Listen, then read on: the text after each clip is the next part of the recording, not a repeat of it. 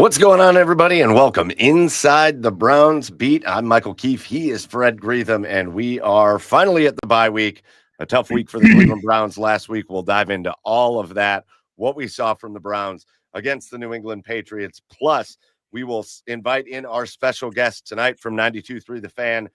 We have got Andy Baskin that's going to join us at about 7:30 to not just talk about the Browns at the bye, but what we can take forward from a 2-6 start to the season, another what appears to be lost season, and so much more. So we're glad you're here. We're glad you're joining us, talking all things Cleveland Browns here on the OBR streaming network. Before we get going, right here above my head, right up there, right over there, there's a QR code on the screen. If you scan the QR code, if you're not already a member of the OBR.com, all you got to do is scan that code. It'll take you right to the membership application or form or whatever. I don't think you really have to apply.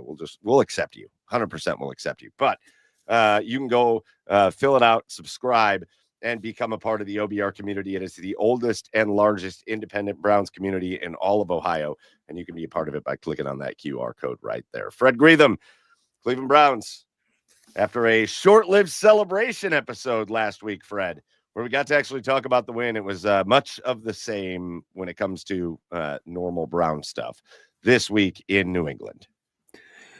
Yeah, it was, Mike. It just kind of shows how fragile it seems like this team. I don't know if that's the right word, but everything has to go just right. And they came right out, played good defense, got the ball back. Well, they gave a field goal opening drive, but then they had a great offensive drives, went 70 yards in 6 plays, took a 7-3 lead, are playing pretty good ball, good energy and good defense. And then Carson Schlesinger intercepts a pass. They start on the New England 34, and the offense kind of stalls and have a 47-yard field goal. Okay, you're going to put it up 10-3, little momentum going. But kicker Andre Schmidt is wide left, so it stays 7-3. And it just seemed the wheels fell off. The Patriots scored 27 straight points. It was 27-0 run after that. And I'm not saying the missed field goal, was the reason they lost the game, but it just, here we go again moment. And it just seemed to avalanche from there. Interceptions, turnovers. I mean, at halftime, I think they kicked that last second field goal. I think they have a 9-7 lead at the half. And the Browns get the ball and 3 and out punt. And, the Patriots just picked up and went from there. Yeah. And it was, again, we've just seen the story so many times, Fred. And, like you said, you don't blame one thing when you get your doors blown off 32-13 in a game that was, again, 7-3 Browns after the first quarter, when it was 9-7 Patriots after the first half. It was a ball game, but then the Patriots come out, and you talked about 27 unanswered, but it was 21-0 in the third quarter. The Cleveland Browns came out of the half like they didn't have a chance, and they kind of played like they didn't have a chance. And I agree with Philip, and I think you nailed it on the head, Fred. Philip says fragile is the right word. That's a really good word. That's a word that should be used to describe the Cleveland Browns until not just this year, last year, and until whatever year comes where they prove that they're not, because it's what they just show to be. There's just, I go back to that Steelers game where it felt like, okay, if they can just get this win coming out of this 6-game stretch, and they've given up a couple games that they probably should have won against Minnesota and Cincinnati, and they can just get this Steelers game, and they came out and just laid the egg of eggs, right? The absolute egg of eggs against Aaron Rodgers and a crappy Pittsburgh Steelers team. The Browns looked like they just didn't belong on the field with them. And then tonight, or this week, I mean, it's just much of the same, Fred. It was just, you kind of felt like, okay, all right, you got your win last week against the Dolphins. You're into an easier part of the schedule. Sure, the New England Patriots are off to a great start, but their schedule has been super easy to this point. So you got a chance to go in and make a statement, and maybe we can all start talking about a team that's better than they started. And once again, fragile is the word. They just laid it in a moment in a time where they had a moment to like make something happen. Fragile. They just fell on their face. Well, yeah, and the NFL set up that way, but I think you can see why it was appealing for Mike Vrabel wanting to go to New England besides, you know, playing there and is they have a young ascending quarterback and the Browns don't or didn't at the time. I don't know if they do or not because the jury's still out, but that team was 4-13 last year. They were only like one or two slots due to tiebreakers behind the Browns. But sometimes in the NFL, if you get a roll going, then you just can keep it going. And I think they were the benefactors of the easy schedule to start. They got off to a good start, 5-2, and now they're thinking they're a good team. And who knows where they're going to go? They're in first place in that division. And, contrary, the Browns, had a 6-game gauntlet that we expected maybe 2 wins out of 6. They got 1, should have had 3 maybe. Yeah. It's 2. And, the wheels kind of fell off. Even last week with the Patriots, you felt like, okay, going into the bye, do whatever you have, go all in, pull out all stops, figure out a way to squeak out, even if it's a Packers type game and you win 13-10 or something, you'd be 3-5. And as it turns out, you'd be 1 game out of first, despite what we've seen, very poor offense and the whole thing. But there would be a chance still, and we can get to that I still think they have a chance to right the ship because of their upcoming schedule, but they certainly got to play a lot better than they have on offense. And the other team's going to look at the same thing. Boy, we got the Browns. It's an automatic win, but they got 2 1-7 teams in the next 5 and 2 2-5 teams. The only winning record team is the 49ers, or 5-3. They have them at home, and they really aren't, that awesome this year. And so all things being considered, you're at a bye.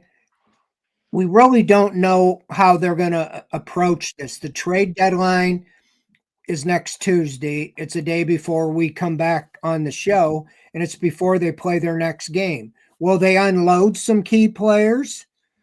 Will they add any key players? Will they stay the same? Nobody really knows because we didn't get to, not that Andrew Berry would say anything, but he didn't talk to us this week. And Kevin Stefanski, was the only time we talked was Monday, and he isn't going to go there. So all things being equal, yeah, it's very disappointing where they're at. They were 2-6 last year at this point and won 1 game the rest of the year. We all know how that was. They've got a chance. The rest of the schedule is, the next 5 games, 289 is the winning percentage of those 5 teams, 11-27. 2 1-win teams and 2 2-win teams. If you can't win those games, at least 3, maybe 4, I'd say you have to win 4 out of 5 to be relevant. You'd be 6-7 going into the Final 4, and you'd probably make the screen on the Sunday saying in the hunt, But what I'm saying, it would still be meaningful because the last 4 games, those 4 teams have a winning record right now, but it's barely over 500. It's 16-13. So overall, the remaining 9 games, 27-40, a 402 winning percentage. That's very doable, But if this team is like giving up or they're not good enough offensively to turn anything around and score more than 15 points, it's going to be more of the same of anything. Yeah, Fred, going back to this game, obviously the thing that stood out to me, and we talked about it going in, Fred, and then I was just, in year after year, I haven't spent a lot of time, and maybe it's because I've just been holding out. I haven't spent a lot of time being real disappointed in the way things go under Kevin Stefanski, but it hit me again in this one, Fred. We talked about it coming in. Obviously, for the Cleveland Browns offensively, they've been terrible this season.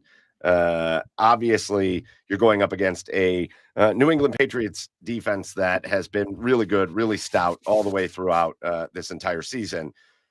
And you go in and all you hear about is, well, the Patriots haven't given up a 50-yard rusher all the way throughout. And it just feels to me, Fred, like it was almost like they were afraid. I think the Browns coached afraid in this game, because to me, if I'm coaching in that game and I've got a young stud running back and I'm really trying to boost my team to compete in this game, I'm going to do what we talked about, Fred. I'm going to run. I'm going to get behind this young stud running back while our quarterback is struggling and our wide receiver room's giving nothing and our offensive line's not very good at pass blocking.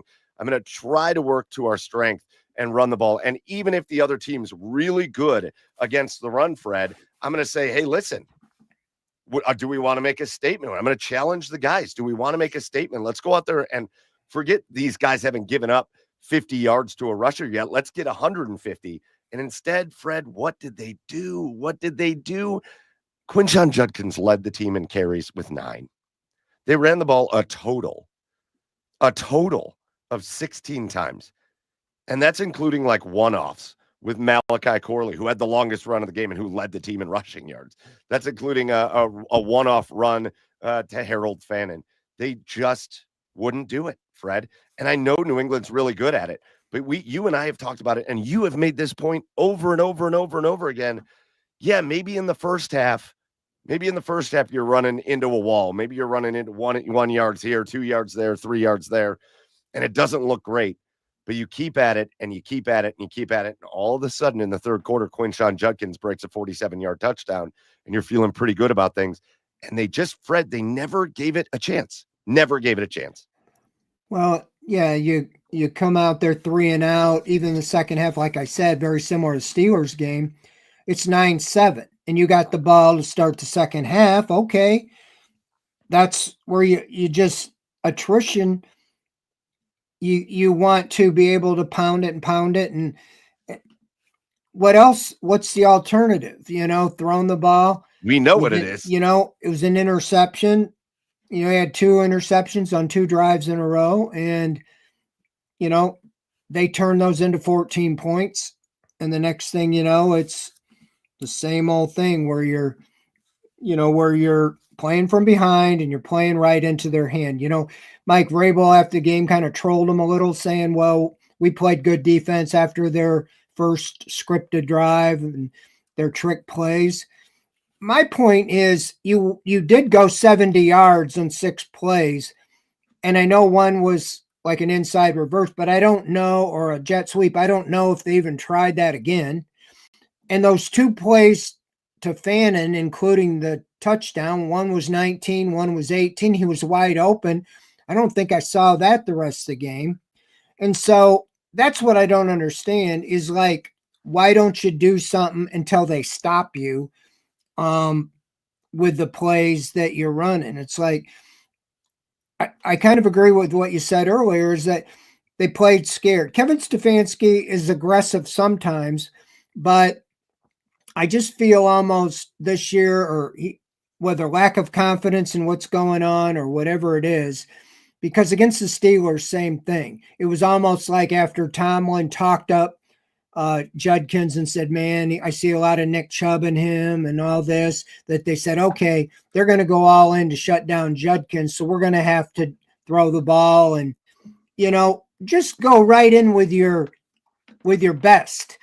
And the same thing, you looked at the stats. Okay, they don't allow a 50-yard rusher, so let's give up on the run quick. I mean, any way you say it, 9 carries. I know he got hurt, but still, even 9 carries isn't. They had 7 other carries in the game, regardless of him being hurt.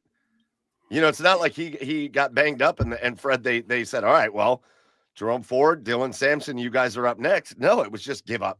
We're not going to run the ball. It's brutal. It's brutal to watch. It's brutal to watch your team. It's one thing to get outclassed on the field, Fred, because that happens. It happens when other teams have more talent, when other teams have better quarterbacks. You're going to see teams get outclassed out on the field. But to just quit on an area of the game, to not even to make life, you just made life easy on the New England Patriots. That's what happened with the Cleveland Browns, Fred. When you got a coach like Mike Vrabel who understands defense and understands how to get after things, and he knows that you've just given up on the run, you've just made his life, his defensive life, so much easier in that game, and that's what I feel like the Browns did. Well, you can just, I don't know overall. I haven't really evaluated the roster, but I still contend the Browns have a good roster in certain points. They have 7 Pro Bowlers. I know some of them. And the Patriots are kind of a emerging team. That they're the quarterback's the difference to me. Mhm. And you think of Vrabel goes in first year and he's already got him 6-2, and you can already see a new culture. Like he has a different demeanor than Kevin Stefanski. It's kind of like, you stop us or we're going to stop you or whatever. And that's what I said last year. If you're going to make a move, you got him in the building, whether he wanted to come or not. But you just need, it can be done, is what I'm saying. I don't know what you can do at the bye to turn things around. I don't think firing a coach in the middle of the season does anything other than make a 15-minute statement. We're tough, because interim. But you see that in college, it's the thing to do. But I don't know. I'm just saying we haven't got very good quarterback play. How do these guys get paid to evaluate? They decided Dylan Gabriel gave him a better chance to win. I really have to think that than Joe Flacco, or they wouldn't just have traded him immediately for a 5th-round draft pick to the division rival. So with that said, you see what Flacco did with probably a less offensive line overall than what the Browns have. And yet they're putting up over 30 points in both games with Flacco. And the Browns didn't get over 17 when he was here. Is it all because of those 2 receivers or 3 receivers that he just says, get open, I'll get you the ball? I don't know the plays, but hey, 1 and 5, get open, I'll get you the ball. So I just feel like, okay, you got to look at this and saying, we had Flacco, that's what was happening. Nothing. He's gone. We got Dylan Gabriel. We got nothing. Why can't they figure out, okay, is it the receivers? Is it your wide receivers had 2 catches the other day, and both were Jamari Thrash. Jerry Jeudy's on pace for 40 catches this year after 90 last year. I don't know how many drops, but all the way around, it's very frustrating. And I think Vrabel, other teams are saying, let's make this kid throw the ball and just put everybody on the line and stop the run. That's the only chance they have. And they pretty much seem right now, playing into the hands of the opponent. So they got to come out of the bye. You got the Jets, who've been giving up a lot of points themselves, only have 1 win on the season. It was the last game against the Bengals. But this is your chance. I don't know if you'd say the Jets are better or worse than the Dolphins, but this is a chance for Gabriel to show that he can do something in the passing game. Other than that, I'm not saying this is the last shot I give him, but you got to get something going. No matter who you play, you can't just depend on the defense giving you 21 points a game. Fred, I want to go back to this because it kind of goes back to what we were talking about, which was, they come out and they hardly run the ball in this game. And I feel like my feelings are exacerbated by the fact that we've talked. I don't know, Jerry Jeudy got off to a slow start last year and he wound up with 90 catches and had a great year. I've kind of been waiting on that. It's not coming. It isn't coming. Isaiah Bond needs time. And it's very clear that he's not like a top end receiving prospect. He needs time. I think he's got ability. He needs time. But it only makes the feeling stronger when you give up on the run game. When I know Harold Fannin is awesome, David Njoku's back and he is awesome, but your three leading receivers in this game were Fannin, Njoku, and Dylan Sampson. And you said it, Fred. 2 catches by wide receivers, and they were both by Jamari Thrash. No other receiver caught a football in this game. And yeah, part of that is on Dylan Gabriel, and part of that is, and that's something that we'll talk about as we get into the second half of the show, is just kind of looking forward at the quarterback position. But like, Dylan's got to air the ball out a little bit more because it's like he's afraid to throw it. But these wide receivers, if these guys were out there making plays for their quarterback, these numbers would look different, and they're not doing it. Like, the wide receiver room has been kind of infinitely worse than anybody thought it would be. And so that just adds on to it, right, Fred? I mean, when you're talking about, oh, we're not going to run the ball, but we also don't have wide receivers that are making plays, and none of them are going to catch any passes except for Jamari Thrash, who's going to catch 2 kind of meaningless passes. Like, what are we doing here? What are we doing out here with these play calls? Because again, you're in a close game until the third quarter and the implosion. Yeah, it's I talked about it with you, and I've talked about it since the season ended last year, that they need to have a high priority to add wide receivers. Not just, maybe one, but I'm saying if you thought Jerry Jeudy was your number one, get a number 1B, a veteran that can step in immediately and make a difference. And they didn't add anybody in the draft. And the only one they added was Bond. And like you said, he's in developmental. He missed all training camp and preseason, and he clearly, is not ready. He's got the speed and he's got potential, but so far he might as well be Anthony Schwartz. He has balls hit him in the helmet, and or he's out of bounds or different things. So he's clearly needs time.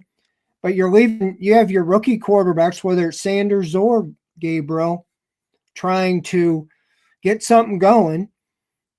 And other than checkdowns, that's about all you have. And it is frustrating, and I'm sure it will only get more frustrating if they continue to do this. And again, last year, think about this. I know Jameis Winston was an interception machine, but think how that offense looked when he stepped on the field. Immediately, they were throwing for 300 yards a game. You had Joe Flacco 2.0, but he was throwing the interceptions.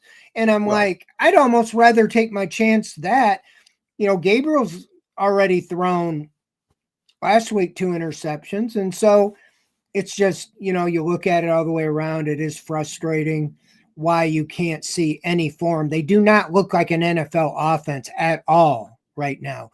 I railed on them all offseason that they only scored 15 a game. They're at 15.8 a game now. Wow. That's not going to win a high school game. You cover high school games. You've seen more offense in high school games than what the Browns are putting out on that field. It's just horrendous. No doubt about that. No doubt about it. On the other side, just as we kind of wrap up this first half of the show, Fred, I think early in the game defensively, the defensive effort reminded me a lot of what we saw in the 2024 campaign, where I think they looked pretty good early. They had Drake May a little bit off schedule. Carson Schlesinger made that incredible interception early. Again, they could not capitalize on it. They recovered a fumble. I think they were playing hard. They were flying around. It's been a pretty good, high-powered New England offense this year. I think the Browns started pretty well, and obviously the big story, Myles Garrett, 5 sacks. He was just wreaking havoc in the backfield. But as the game went on, and you get into that third quarter, and Dylan Gabriel throws the 2 back-to-back interceptions, it just felt like, again, what we saw all year last year, Fred, which was a defense that came out ready to play, and then once they kind of saw the offense was just not going to be ready to play, it just tails off. And I don't know that I can blame them. You saw frustration on the sidelines. You saw guys smashing helmets. You saw people looking pretty upset, but it just feels like we're back in that spot where this defense is really good, but they get to a point in the game where they're like, well, what else can we do? Like, what else do you need us to do? And then the effort just starts to tail off as the game goes on. Well, I go back to that fragile, it's, you missed the field goal, and then it just kind of, you had back-to-back interceptions led to 2 touchdowns. You had a safety you gave them, that wasn't, you can take 16 points right off the board that were not totally on the defense. At the beginning, they were holding the Patriots from touchdowns. They got 3 field goals in the first half, and that was an improvement on the red zone defense. But then the interceptions, there's 14 points, and then you had the safety. So again, you could pin 16 points on the defense. That should be a winnable game. But it got out of hand again because, as we've seen the script, special teams breakdowns or offensive breakdowns, turnovers leads to a blowout. And that's again what happened, last Sunday. So that's why I say they got an opportunity here with the bye to get something fixed. They signed 2 tight ends. I don't know if that's a sign they're going to go all jumbo or they're going to trade Njoku. Kevin Stefanski told me they're all in when I asked the other day, where since we couldn't talk to Barry. And you got 5 winnable games here coming up. And you could really make a run here, even though we don't think they have a great offense. You got to come up with something to be able to manufacture more, whether it's creativity in the play calling. Do you turn it over to Tommy Rees, or just Kevin Stefanski change his thinking, go back, find out what they do best and do that, if anything. But you got an opportunity right out of the gate with the Jets. I know it's on the road, but there's no reason in the world you shouldn't win that game. And then you come home to the Ravens, who last year, that was the last win of the season, was against the Ravens at home. The Browns do pretty well against them at home. And they've dug themselves a hole. So I don't know. It could go really one of 2 ways here.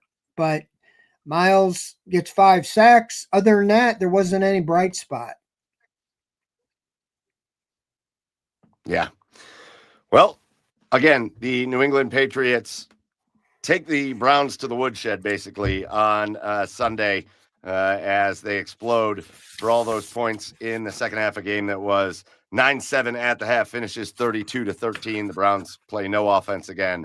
And the Patriots, again, when you look at what they did, May with 282 yards, 3 touchdowns.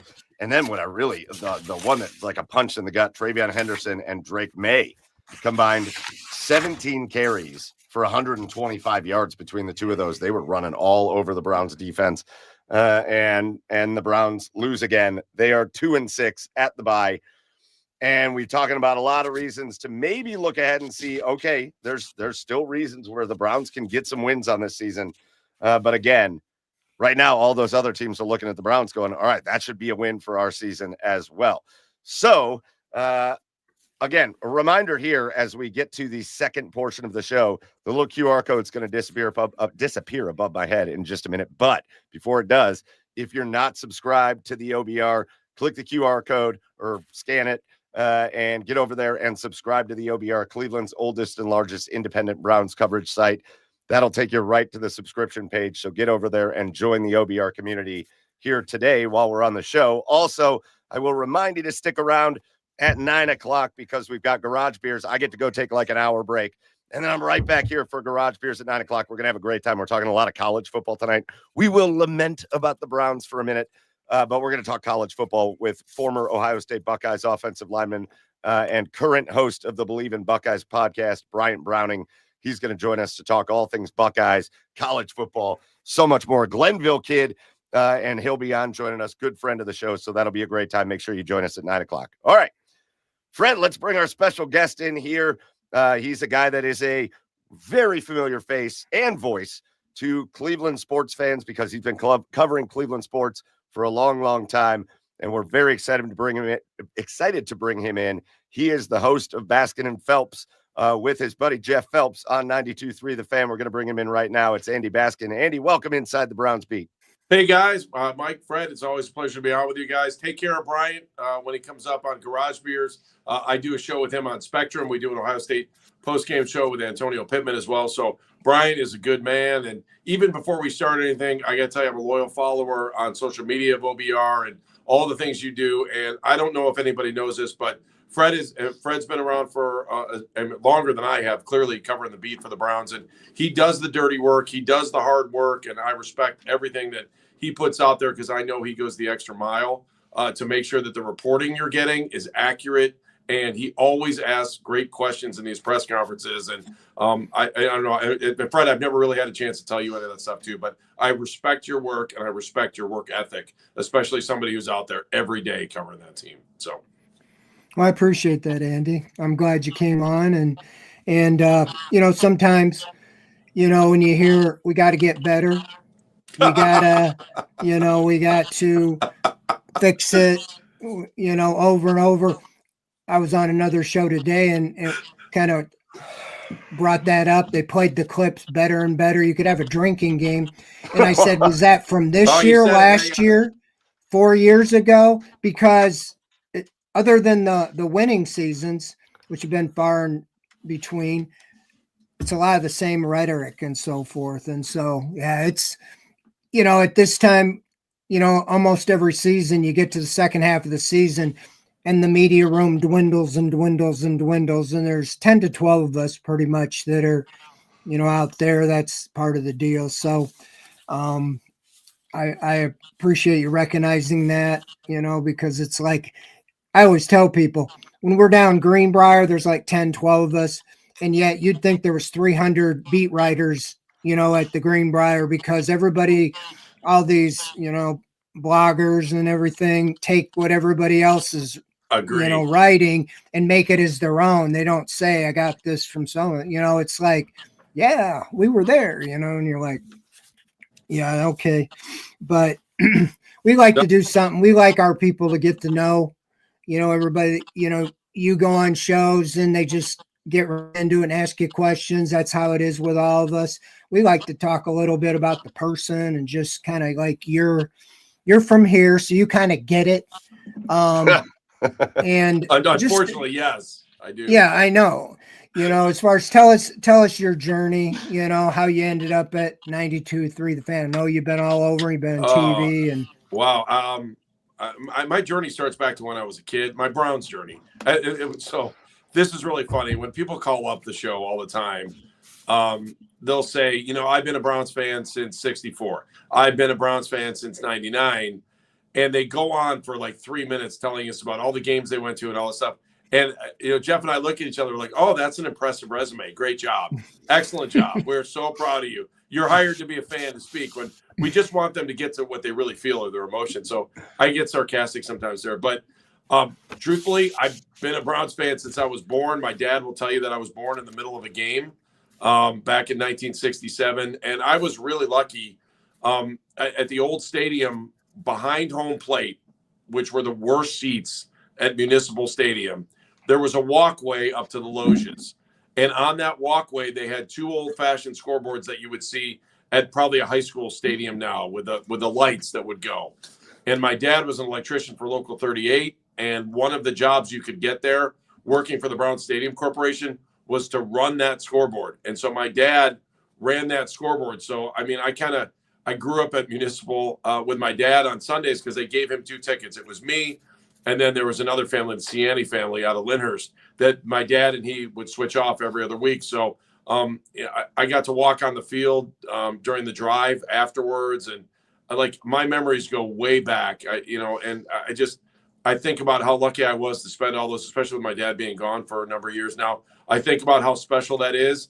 And then I think about that when I talk to the folks that we talk to on the air, because there would be no Browns fans if this started in 1999. Let's be honest. The reason anyone's a Browns fan now is because it's been embedded into their heads that Sunday, the Sunday church at my house was watching the Browns game or going to the Browns game. So that's kind of where I started. I went to Kent State.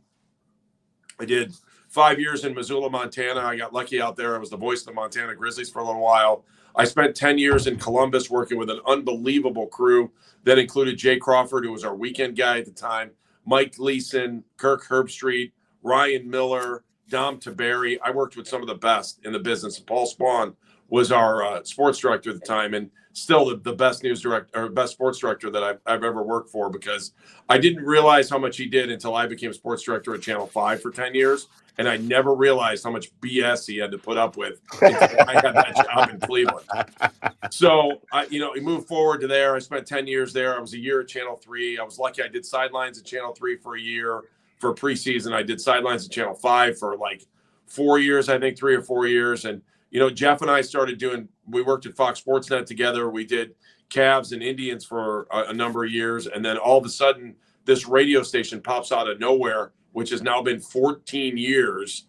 And they asked me to be a part of it. And it's been the best experience I've ever had in my life. I work with so many great people. And I know that Jeff and I, go back and forth a lot, but Jeff and I are really good friends. We'll argue with each other during the show, but when we walk off, we're still friends. And, there is no argument big enough to end our friendship. I can tell you that.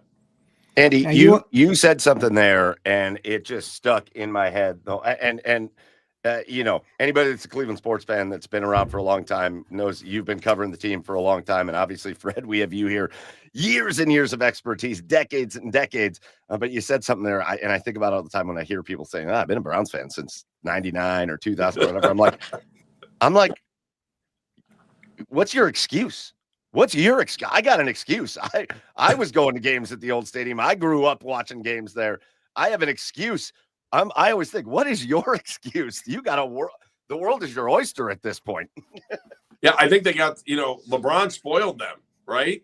Yeah. You think about the way the community acted around that. That was like that, and I still feel the euphoria of the Cavs team winning the championship. So, I said to Dan Mennigan, our producer, 2 days when we were walking out of the studio, I go, one day I just want to open up the phone lines and go, I want someone to call in and tell me why they're a Browns fan and they've only been a Browns fan for 5 years.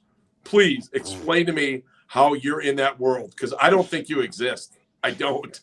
I mean, you're embedded because your family made you a Browns fan. And if they could win a couple of playoff games, then I could see a new generation. The problem is we're getting kind of old up there, and I don't want to be cheering for a Super Bowl when I'm 6 foot under. I can tell you that. Well, you bring that up.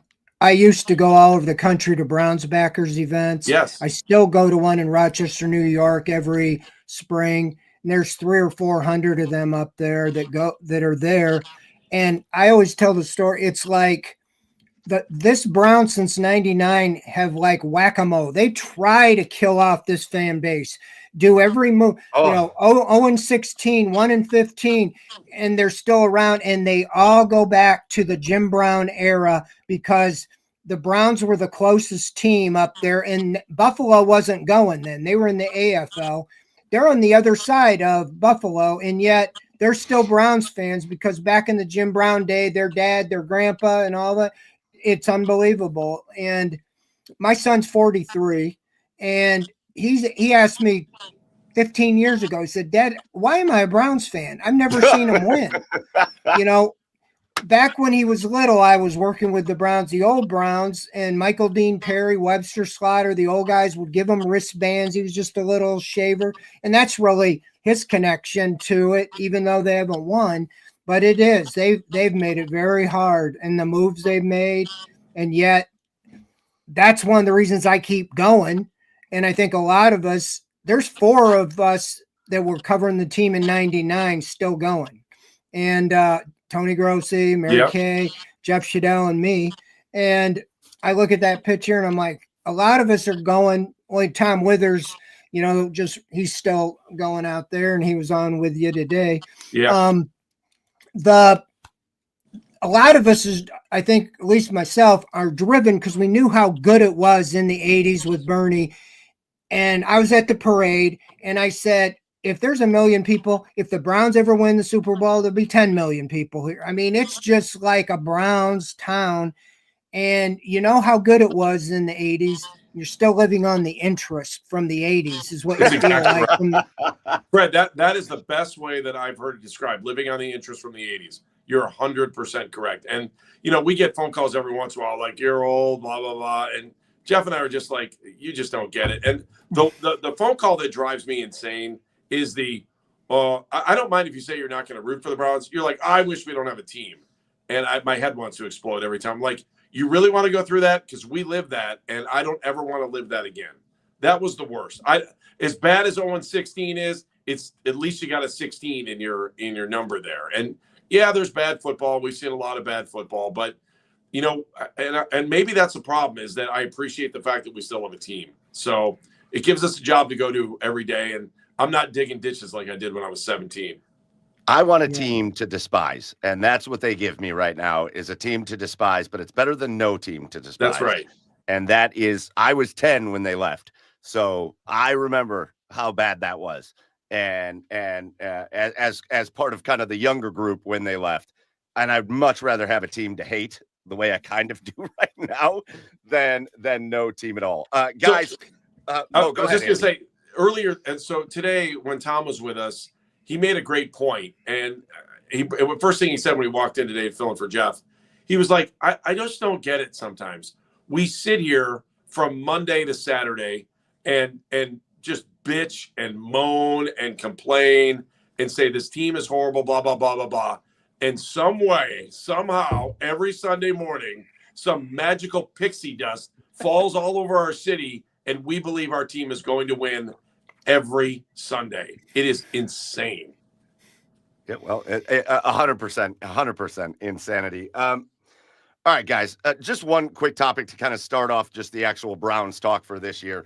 And it's a topic that I got into, and I'm interested to hear both of your thoughts here, because we're kind of at this point now where we're talking about coaching and is it good enough? We're talking about are they going to start fire sailing guys out of here, David Njoku and Wyatt Teller, and are we going to start seeing some of these guys go?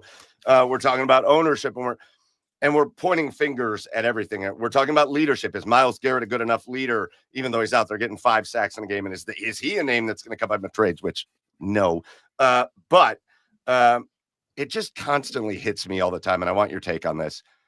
It just feels like, because he's kind of out of sight, out of mind, there's that other quarterback that lingers out there, number 4.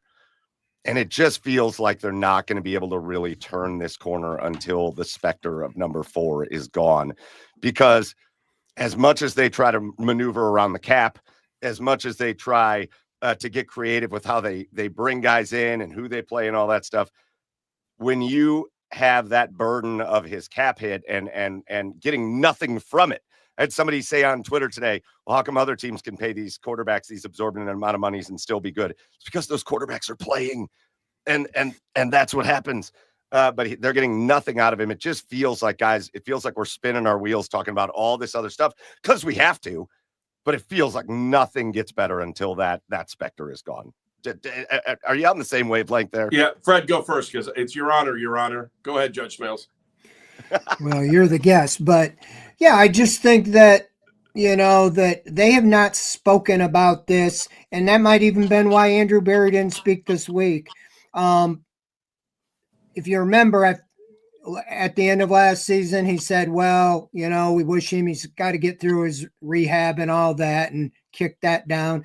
The last time he spoke at training camp, second day, said the same thing. Well, we can't, and now he's posting videos. He's ready to go. You heard what the owner said, and you're sitting here going, when none of your quarterbacks are playing like you want, you got rid of the 2 veterans, you got 2 struggling rookies. What are you going to do? Are you going to try to broach that subject again, or have they also moved on and we're going to not do anything? We're just going to not activate him and keep him on IR. That's what I assumed all along. But I really, until they say one way or the other, I think by not saying anything, that's what they were saying. But at this point, if he is not at all in your plans, which I assume 100% that's the case, because you drafted 2 quarterbacks, you see what you have in these quarterbacks, and you keep him, sidelined, because I don't think anybody wants to see him back on the field again, because that kind of brings a whole new dimension to it. I think that somehow, somewhere, and I know it's been said through, Zach Jackson said it on our morning show today, that there's no way he's going to play again. I just know that, if you bought what you thought was a Ferrari and you realize there's no engine in it, which is what he is, and guess what? Your Javelin, your Pinto. Give me another bad car. I don't know.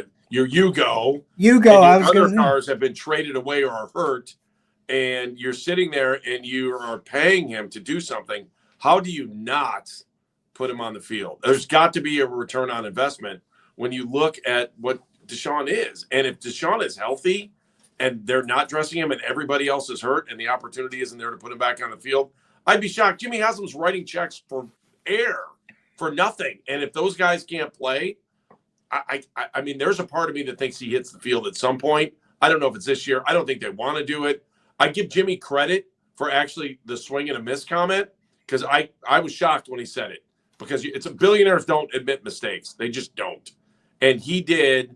And when you watch Baker play in Tampa, his last game wasn't the greatest, but when you watch Baker play, you keep saying, why were we in such a hurry to make the worst move in the history of the franchise other than moving?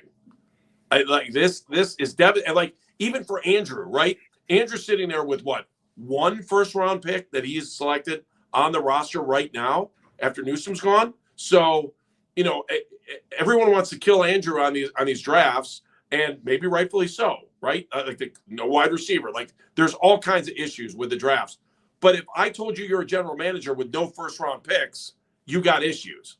And so whether it's his fault, they made the trade in the first place, whether they wanted to kick the tires on Deshaun and they made Baker mad. The fact is, we're still talking about it, and it's put us in purgatory, because now we're sitting here at 2-6. We have two rookie quarterbacks that I don't even know where we're going with this thing. The Gabriel thing, did Kevin really think he was going to be a starting quarterback at this point? Because I think Kevin's still mad they traded Joe. And I don't even I think that they thought Kenny was going to be the starting quarterback. So who's calling the shots? What are they doing? And are they really of one mind? Because they'll make you think that, right? I'm trying to think of what we're not of one mind. There was a line that he used where similar alignment. Things.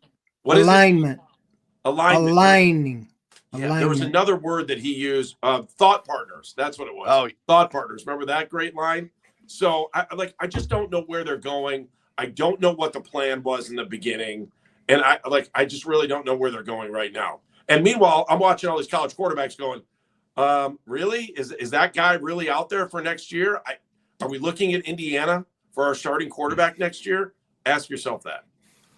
Yeah, unless you're number one pick, I don't know if you'll get a choice if there is one or two, but I do think that it makes no sense that you spent the whole off season getting either Pickett or Flacco ready, and both of them didn't make it. One didn't make it to the season, one didn't make it through 4 games, and so what kind of plan was that? To throw the season away? We knew the first 6 games were going to be a gauntlet. And you see Joe, what he's doing down in Cincinnati with maybe a worse offensive line and putting up 30 points plus because he's got 2 top-end receivers.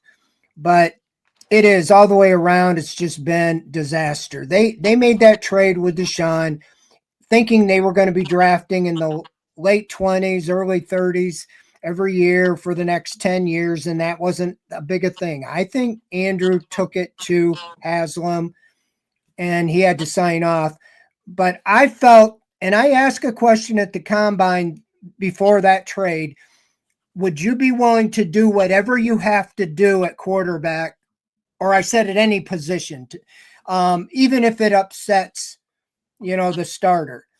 And he said, yes, we will do whatever.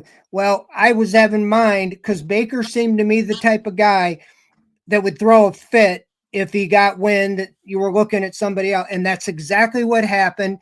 If he would have just been quiet, he'd still been the quarterback. What with happened a max there, deal, right, Fred? With a max deal, he would have got it because he would have. Yeah, because they were backed into a corner. Yeah, they kicked the tires on Deshaun, and knowing that Baker was still here. Baker gets wind. Baker goes back to the way he was in college, saying, well, if you don't want me, I'm going somewhere else. Writes a letter to the Instagram city of post. Cleveland, demanding a trade. And then Watson had turned them down. So they're sitting there going, oh my, that's got to be worth the $230 million. What'll it take? We'll give you whatever you want, because Mayfield had kind of burned the bridges. They already, I don't think, were that happy with him. I was on a press conference the last game he played here. It was Zoom when the Steelers annihilated him and he got like sacked 7-9 times and he threw Kevin under the bus. And he says, and he didn't even tell that. I don't think he even told the team. He goes, I'm getting surgery. I'm done. I'm not playing next week. They never said anything. But that, to me, I said to myself, he's done. I kept the little clip on and I look at it and go, they made the decision. We're done with this guy. But I think they would have still repaired it rather than not have a quarterback after Watson turned him down. I truly think Jimmy wanted to repair it, and Baker was like, forget you. I think that once Jimmy was turned away by Deshaun, that Jimmy wanted to patch things up with Baker, and Baker's like, forget you. And, I mean, how many people tell billionaires, forget you?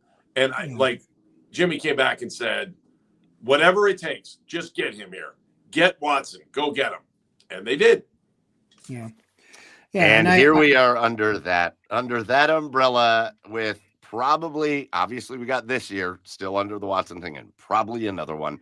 But again, 2 rookie quarterbacks. And after what we've seen this year, a lot of the conversations, guys, has been, they went out, they got the 2 rookie quarterbacks this year. They got the 2 first-round draft picks next year. I don't think there's any change in the thought process, guys, that the Cleveland Browns are probably looking at quarterback in the first round next year. I think we were all kind of hoping one of these guys, and we haven't seen Shedeur yet, and maybe we will, maybe we won't. But I think we were all hoping that somebody would jump off the page to where we felt like maybe we didn't have to get a quarterback in the first next year. But I think that thought process has gone out the window, right? Yeah, Andy, can you hear us still? I think we might have lost him. That's right. I'll see if he pops back in, but we can keep talking. Yeah, it's like, what would you do right now? And I'll ask him when we get him back, what would you do at 2-6? I mean, would you change anything going forward here? With the division, you're only, as bad as you played, you're only 2 games out in the win-loss record. I mean, how would you approach this? I mean, you can say, yeah, we're trying to win. Or would you be maybe in the process hoping to get a better draft pick? There you are. Hey, welcome back. Sorry, guys. I just asked Mike. I'll ask you, what would you do now at 2-6? I asked Kevin the other day, didn't really answer it other than say we're all in. Would you just keep status quo? As I said, the next 5 games, 2 of the teams are 1-7, 2 of them are 2-5, and only 1 team has a winning record. Would just go all in because you're only 2 games behind in the win column, or say realistically, we just don't have a very good team. Let's just play for next year and throw them out there and see what happens. Yeah, I heard the optimism before I came on with you guys, and I've kind of said that for the last week. Like, I keep looking at the schedule going, you know what? Our defense can beat any of these teams coming up, right? And it's hard not to look at what the AFC North is and not think, well, you know what? All of a sudden, Baltimore's back in it, right? They won last week. Nobody thought they were. Lamar's going to propel them back up to the top. Pittsburgh probably isn't what we really think they are. Cincinnati took a really tough loss. Now Joe's hurt too. I mean, maybe it's a 9-win year to win the North. And look at that. We played all the hard games already. There is a part of me that wants to see Shedeur. I just don't think he's ready. I really don't.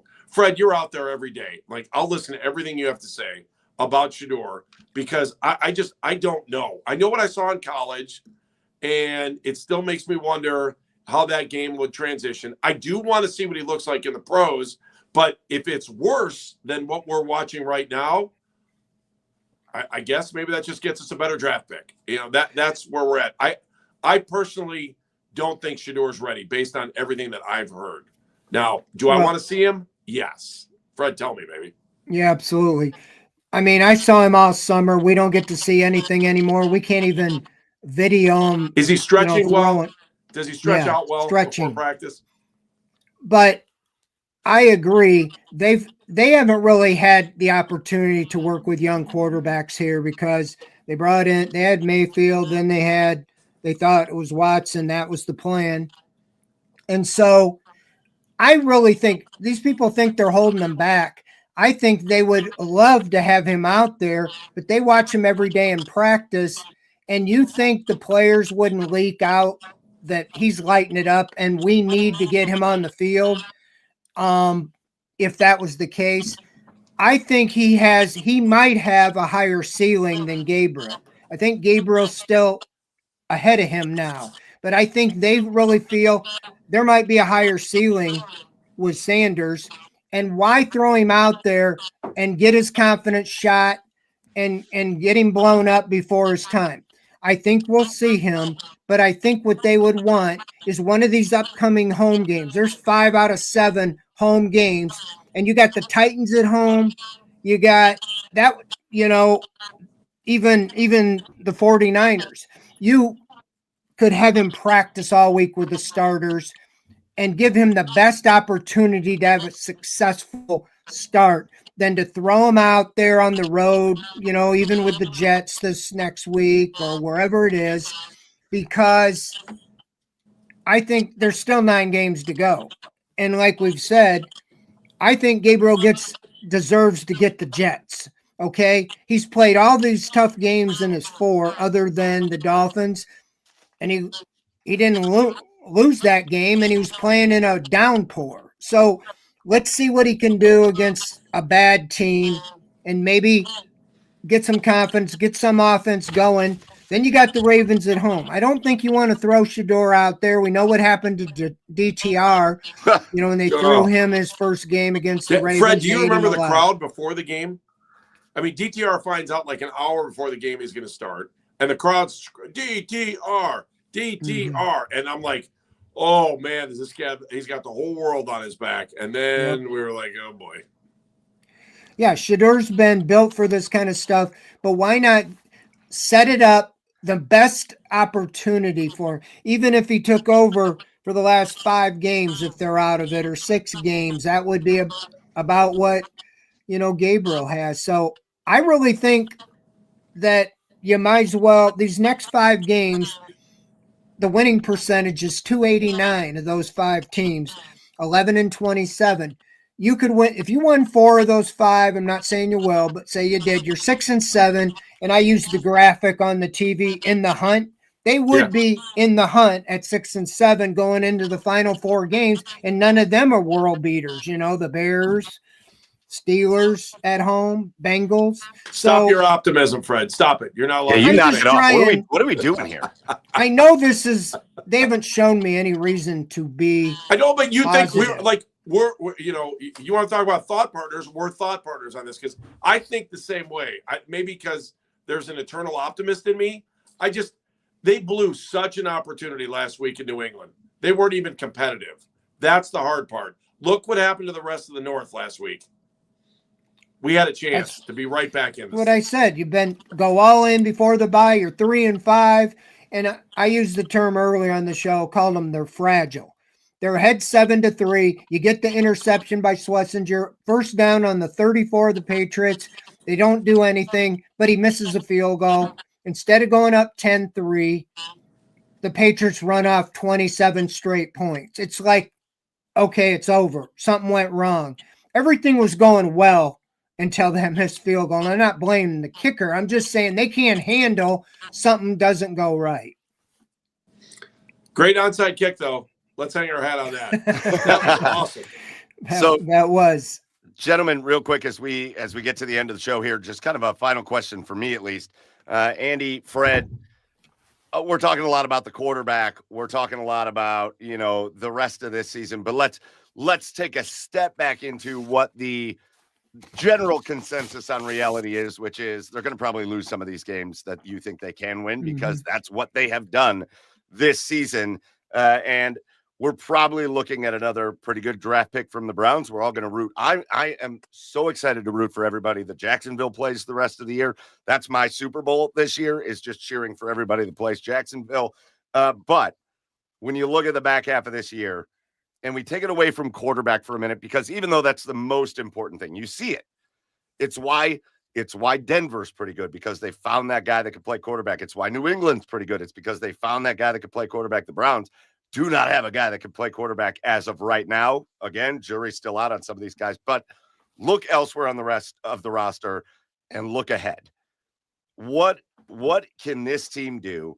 Again, there's just got to be something that happens that starts propelling this team from the perpetual loser of the NFL to a team that can compete. What steps can happen with a pretty good defense, with some young kids on offense that are trying to make a name for themselves as rookies in the NFL? What are we watching for this last half of the year, this last part of the year, without going into, oh, well, they could go on a run and make the playoffs, just to propel them moving forward to be a more competitive team moving forward? I just think it's all rookies. I love the way Harold Fannon's playing. I just think he is special. And I don't know when David's run's going to be up here. David Njoku's run is going to be out, but I think we're in good hands at that tight end spot. But we need two of them. I mean, look, last week the wide receivers had 2 catches, 2. Otherwise, you had to go to the tight ends or the running backs. Quinshon Judkins, if he's healthy, is going to be fun to watch. It's all about the rookies, Fred, right? I mean, like, I don't – the veteran – they just don't even have – like, I'm rooting for Luke Floria to get elevated to the regular squad just to see if he can do something. And they just don't have the wide receivers. If Tillman's back, maybe he's going to have a chance to grow. Jerry Jeudy's just been a major disappointment. The wide receivers are just it's you know, you get hit in the head twice, or you get hit in the head and you can't catch a ball. It is that defined the season 2 games ago. That's the big area that Andrew Berry's been deficient, drafting wide receivers no higher than the 3rd round and expecting them to be Pro Bowlers, and then didn't add anybody this offseason other than Bond right at the end there. Yeah. But it's weapons. The offensive line, you got an aging offensive line, and they got name recognition, but they're kind of living off the interest of being pro. Joel might be in his last year. All 4 of the 5 guys might be out of here. So is Luke Whippler the answer at center? Is Zach Zinner, he invested a 3rd round pick on him. He's been inactive every week. Can they get anything out of Cam Robinson?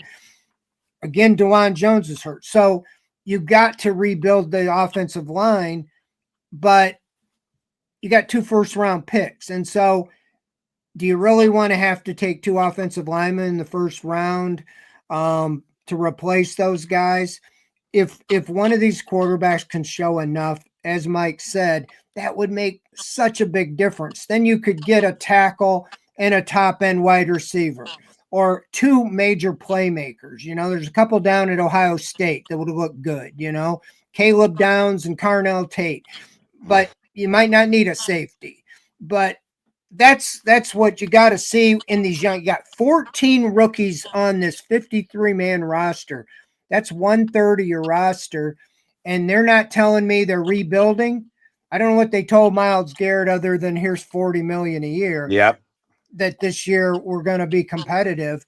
It's hard to win with rookies, even though there's a lot of promise in what we've seen.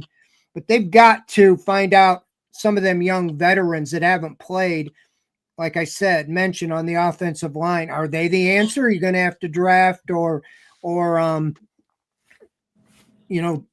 somebody in free agency or whatever? But you definitely got to get wide receiver. I'd get 2 high pick wide receivers. If you could do the Chase Higgins thing, that shows what Cincinnati did. Obviously, they got the quarterback, but even with Joe Flacco, they're pretty productive. It's amazing how much better he looks in Cincinnati when he's got guys that can catch the ball. It's frustrating. Yeah, he even said after the game he didn't really know all the plays, but he knows we're number 1 and 5, and it's just throw it to him, and that's all you got to do. Street ball. It's amazing what happens when you got that kind of talent on the outside. Andy Baskin, it's been great having you on Talking Browns. It's been great having you inside the Browns beat. One thing I will tell you that I appreciate as much as anything is that anytime you bring up Cleveland Municipal Stadium in a conversation, the comments go wild, and it takes no more than 30 seconds for the Good. old troughs in the bathroom to come up. And it was the same thing here tonight. Shout out to everybody in the comments, because there was a heavy duty trough conversation that happened in the comments tonight after you brought up Cleveland Municipal Stadium. So I really appreciate you for doing that tonight. Hey, that's where I learned, here we go, brownies. And I realized the warmest part of the room was closest to the wall. And it was the grossest thing I've ever seen. Andy, Hey. man. Oh, go ahead. I'm going to say the last thing. I know you went to Cleveland Heights. I mean, are you right there with the Kelseys on their Heights podcast? I got Ed, their father, gave me a name drop a couple months ago. You know, I saw Travis last time they were in town, and we were walking in the tunnel underneath, and I was like, "What's right?" And he came over and gave me the biggest hug. And you know, the link I have with those guys isn't football, it's hockey. And you know, their coach, I coach a ton of hockey here too. And, you know, those guys, they probably could have played in the NHL. Travis, especially. That's what Steve Bogus, rest his soul, used to say to me every time I would see him. And, you know, there's such a positive influence for our community, especially that Cleveland Heights community. So I'm thankful that I'm friends with them. I'm really thankful that I'm friends with Ed, their dad, too. So That's great. Well, thanks for coming on. Appreciate it. And we'll talk to you soon. Keep up the good work. You are doing the hard work. I sit in the ivory tower and listen and go, hey, leave those guys alone. They're asking good questions. Thank you. Appreciate it. See, Andy, thank you so much for coming on. Peace. Make sure you tune in to Baskin and Phelps in the afternoons on 92.3 The Fan. Andy, it's always a pleasure talking with you, hanging out, and getting some Browns insight, and we'll do it again down the line, okay? Say hi to Brian for me, please. Will do. Thanks, Andy. See you guys. How about Andy Baskin? What a good guy. One of the nicest guys that I've dealt with. So I'm glad you reached out to him and got him on. I always enjoy hanging out with Andy. He's been on with us on Garage Beers and obviously now here, but just a very good guy, and a guy that, again, expertise, been covering the Browns and Cleveland sports for a long time. So good work with that, Fred. That's a great guest for us this week. Speaking of guests, Fred, we always like to do this at the end of the show. You got a guest for next week, so you want to make that announcement? Yeah, he's been doing this longer than me, and he's covered as a beat writer the Cleveland Indians, Cleveland Cavaliers, and he's been with Cleveland.com, the Plain Dealer, when it was the Plain Dealer. Terry Pluto just wrote a book. He's written over 30 books. He's going to come on. He doesn't do this very often, but we got him next Wednesday night. And so have your questions ready. It should be another great one. He's seen his book's about Deshaun Watson, what all he found, what went wrong, and about the quarterback quandary here in Cleveland. So that'll be a great one again next week. Great show tonight. Appreciate all you guys, checking in with us and watching. Tell your friends, and we'll just keep doing it. I couldn't say it any Despite better. The team. I couldn't say it any better. We'll come out of the bye week next week with Terry Pluto. He's actually, I think, kind of the perfect guest for Ed to come out of the bye week. Again, we're not going to have a game to talk about, but we will have a game to prepare for against the Jets. But Terry is going to have about as many good stories about covering the Browns as anybody. And I think I'm very excited to watch you and he go back and forth. So Terry Pluto next week on Inside the Browns Beat. Again, you come back at 9 o'clock. Go get yourself a beer. Go get a bathroom break, have a snack, and then come back at 9 o'clock for Garage Beers. We got Brian Browning on. We're talking Buckeyes, college football. Yeah, we'll talk about the Browns, Cavs, Blue Jackets, so much more. So make sure you are back at 9 o'clock for the Garage Beers podcast. But that's going to do it. Big time shout out to Andy Baskin for coming on. Big time shout out to the OBR for hosting us. Make sure you get over to the OBR.com and hit subscribe and become a member of one of the best Browns communities in all of Cleveland over there at the OBR. Make sure you are subscribed there. And big time shout out to all of you. Again, the chat was great tonight. You guys were very funny. A lot of good stuff in there. So shout out to everybody that joined us. Again, that's going to do it for this week's episode of Inside the Browns Beat. He's Fred Greetham. I am Michael Keefe. And we will see you next week. Until then, though, as always, go Browns.